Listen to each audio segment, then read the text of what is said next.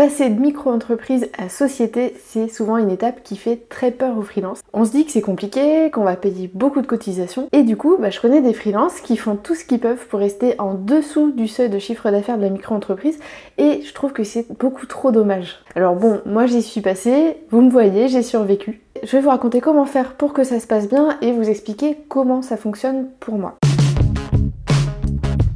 Alors déjà, dans quelle situation est-ce qu'il faut faire de la transition de la micro-entreprise vers un autre statut? Alors quand vous arrivez au plafond de chiffre d'affaires de la micro-entreprise, forcément vous n'avez pas le choix, il va falloir réfléchir au prochain statut. Mais c'est pas la seule situation. Quand vous commencez à avoir des frais pour faire fonctionner votre activité, là vous allez également réfléchir. Mine de rien, en freelance, des frais on en a.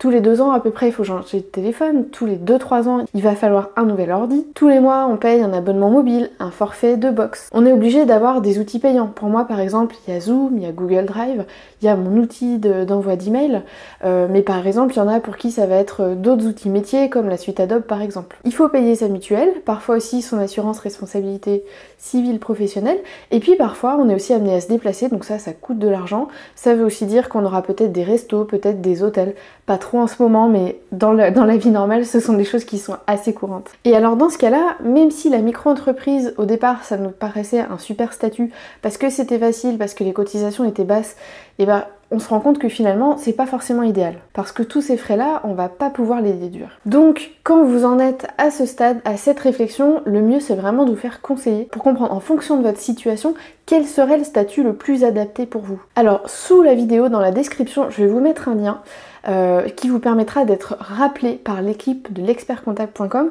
Ils pourront du coup échanger avec vous sur votre situation, sur vos objectifs, sur vos contraintes et vous guider vers le meilleur statut possible. Et si vous choisissez par la suite qui vous aide sur la création de votre entreprise et qui vous accompagne sur sa gestion administrative, vous aurez droit à 2 mois gratuits. Quand vous voulez sous-traiter aussi, il faut réfléchir à quitter la micro-entreprise. En fait, en micro-entreprise, c'est pas interdit de sous-traiter. Bien sûr, vous pouvez le faire, il n'y a aucun problème. Sauf que si votre sous-traitant fait une mission à 2000 € et que votre client vous verse 2000 €, vous allez payer des cotisations sur ces 2000 €. Donc en gros, il vous restera 1500. Donc si vous versez 2000 € à votre sous-traitant, vous perdez de l'argent. Alors du coup, les freelances qui sont en micro-entreprise, ils ont 2 choix. Soit lorsqu'ils sous-traitent, en fait, ils proposent aux clients le prix qu'ils vont donner à leur sous-traitant, plus le montant des cotisations. Et du coup, au niveau des tarifs, ils sont pas du tout compétitifs. Ou alors, tout simplement, ils sous-traitent pas. Et du coup, c'est un gros frein qui va les empêcher de développer leur activité. Bon, une fois qu'on a vu que la micro-entreprise n'était plus le statut parfait pour nous, comment est-ce qu'on choisit ce vers quoi on va ? En gros, il y a plusieurs possibilités. On va faire un rapide tour d'horizon, mais il y a le IRL, le URL, la SASU, la CAE et le portage salarial. Alors, le IRL, donc c'est une entreprise individuelle à responsabilité limitée, qui est un format simplifié entre la société et la micro-entreprise. Là, vous payez vos cotisations en fonction de vos bénéfices. Donc, vous allez bien pouvoir déduire vos frais.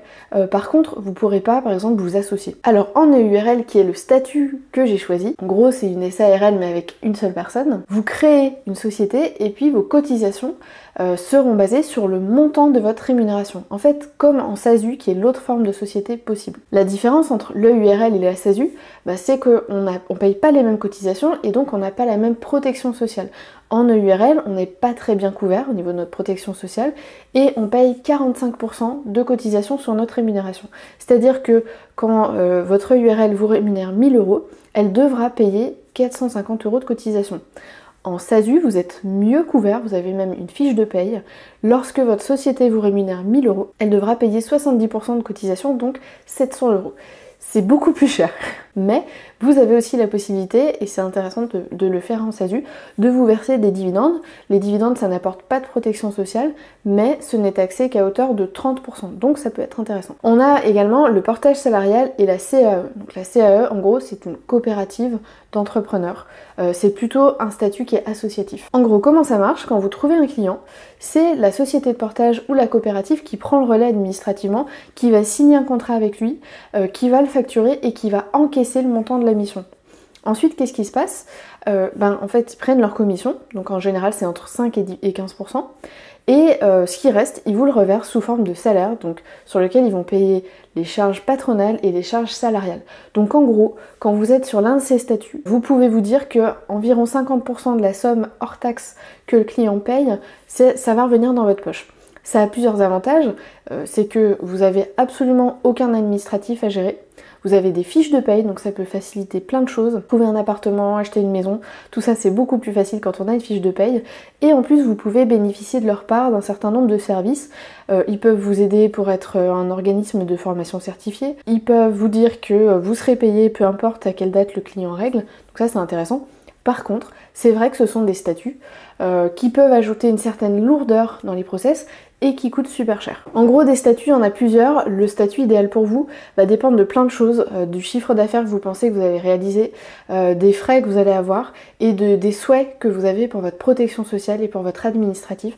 Donc pour ça, je vous recommande vraiment de vous faire aider d'un comptable pour faire le meilleur choix. Donc comme je vous l'ai dit un peu plus tôt dans cette vidéo, juste en dessous dans la description, il y a un lien pour que l'équipe de l'expertcomptable.com vous rappelle, puisse faire le point sur votre situation et vous guider vers le meilleur statut. Alors moi, ça fait plus de 4 ans que j'ai basculé de l'auto-entreprise à l'EURL, puisque c'était à l'été 2016, et ça se passe très bien pour moi. Je fais beaucoup moins d'administratif, parce que maintenant toutes mes déclarations, c'est l'expertcomptable.com qui les fait. Ils me fournissent un outil qui est très pratique pour faire mes devis, pour faire mes factures, pour faire mes notes de frais, calculer mes indemnités kilométriques. J'ai même des petits tableaux de bord pour savoir où j'en suis. Donc ça, franchement, c'est un très bon outil quand on travaille seul et qu'on veut pas accorder trop de temps à son administratif. Quand j'ai une question, je sais que j'ai quelqu'un à qui la poser et en plus j'ai une réponse en général dans la demi-journée. Si j'ai besoin d'acheter quelque chose, je me pose moins la question. Est-ce que j'achète, est-ce que j'achète pas? Parce que tout ça, je sais que ça va être déductible. Quand j'ai des périodes chargées, je peux sous-traiter une partie de mon travail. Ça me permet d'avoir le temps de dormir et de prendre quand même des missions récurrentes. Sur certains projets, je peux faire des offres conjointes avec d'autres freelances et proposer au client d'avoir qu'un seul contact de facturation. Donc pour lui, c'est beaucoup plus simple. Ça permet de vraiment être des concurrents sérieux face aux agences. Et finalement, le fait d'être passé en société, ça m'a vraiment permis 3 choses.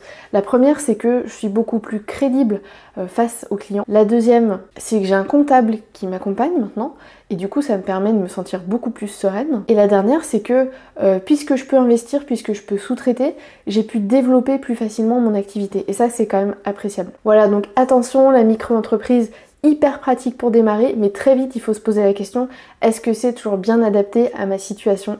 Et pour ça, je vous le redis, votre meilleur ami, ce sera toujours un comptable qui connaît tout le fonctionnement de chacun des statuts et qui pourra vous guider. À très vite!